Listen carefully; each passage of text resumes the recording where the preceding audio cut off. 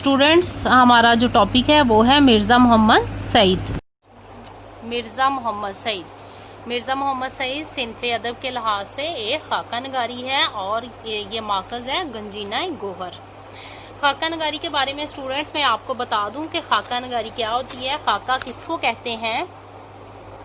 खाका किसी शख्स की ज़िंदगी के कुछ पहलुओं को इस तरह नुमायां करना कि इसका तारुफ भी हो जाए मगर वो इसकी स्वानिया ना हो, खाका कहलाता है।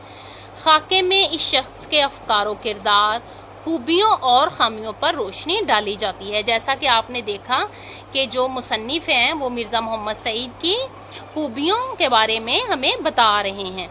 उर्दू में मौलवी अब्दुल हक, रशीद अहमद सदीकी, शाहद अहमद देलवी और मोहम्मद तुफैल ने उम्दा खाके लिखे हैं। अब मैं आपको मिर्ज़ा मोहम्मद सईद की शख्सियत के बारे में थोड़ा सा बताती चलूँ। मिर्ज़ा मोहम्मद सईद बहुत अहले कमाल शख्सियत थे। वो बहुत खुश अखलाक इंसान थे, खुश मिजाज आदमी थे मगर ज़्यादा दोस्त बनाने के कायल नहीं थे। मिर्ज़ा साहिब एक जामिउल उलूम शख्सियत थे मगर शोहरत से घबराते थे। स्ताइश तमन्नी से किए बगैर बस अपना काम करते रहते और इस उनका शेवा था। किसी को खुश करने के लिए कभी नहीं लिखते थे बल्कि पैसों के जिक्र पर अक्सर चिढ़ जाते।